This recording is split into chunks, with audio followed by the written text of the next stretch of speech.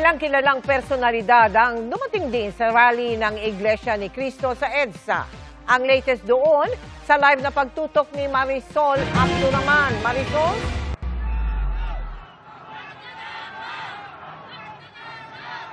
Transparency at accountability.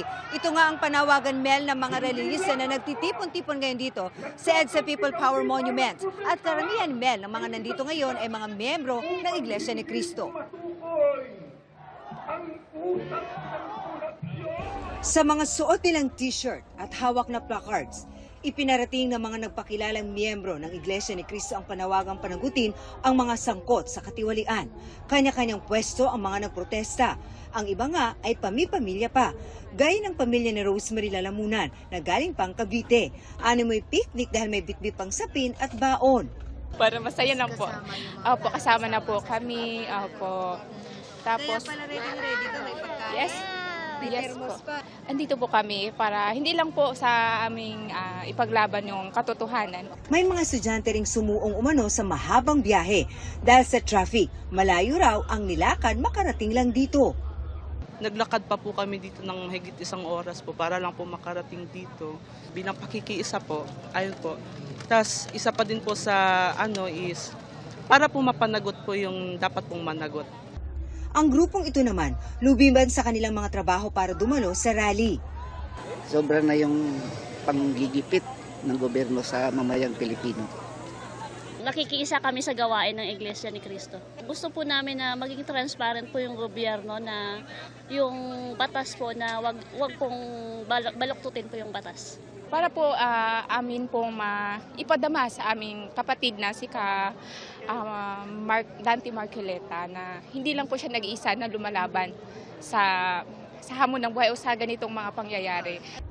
May mga pumesto sa ilalim ng puno. Ang iba nakatulog na at karamihan dito na inabot ng gutom. Bago mag-alas 2 ng hapon nang magkagulo sa southbound lane. As of 3 p.m. naman, umabot na sa 13,000 ang bilang ng mga relihista na inukupan na ang buong White Plains hanggang sa EDSA. Kaya isang lane lang ang nakabukas sa southbound at northbound lane ng EDSA. Misulang parking lot na ang bahagi ito ng EDSA dahil halos hindi na gumagalaw ang mga sasakyan pa southbound. Ilang personalidad naman ang nakiisa sa rally, gaya ni na dating Congressman Mike Defensor na sinagot ang balak na sampahan din siya ng kasong plunder ng ombudsman kasama ni Marcoleta. Hindi ako magtatago. Noon pa hindi ako nagtatago at sinasabi ko sa nila, hindi sila mananalo. Pwede lang ako makulong, hindi ako magtatago, lalaban ako at kung kaya ko pa magsalita na magsalita, magsasalita ako laban dito. Dumating din sa pagtitipon sina Senador Alan Peter Cayetano at Congressman Leandro Leviste.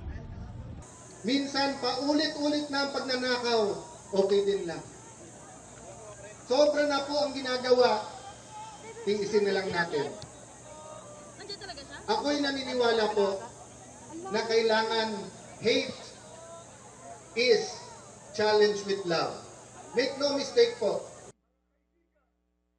Mga mahal po namin mga kababayan, tandaan po natin, kung ang inosenteng tao Hanggang sa mga oras na ito, Mel, nagpapatuloy pa rin ang programa ng Iglesia ni Cristo at sa kabila ng masamang panahon, lalo pang dumami ang kanilang bilang. As of 6 p.m. ayon sa NCRPO, umaabot na sa 15,500 ang mga nandito ngayon sa EDSA People Power Monument. At hanggang ngayon, hindi pa rin masabi ng NCRPO kung hanggang kailan sila mananatili dito. Samantala, Melano, ngayong gabi dumating din dito si dating Ilocos Sur Governor Chavit Singson at nakikisa daw siya at nagbibigay suporta dito nga sa isinasagawang pagkilos ng INC.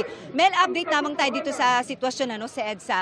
Kung ikukumpara kanina, Mel, 2 lane na ang nakabukas dahil bukod doon sa carousel bus, no way, naka-open na rin ng isang lane dito sa northbound lane pero sobrang napaka-traffic na rin dahil syempre as expected, rush hour na. So hopefully, Mel, sana maya-maya ay maibsan at gumanda-ganda naman na ang daloy ng mga sasakyan dito sa ating kinaroroonan. Mel. Maraming salamat sa iyo, Marisol Abduraman.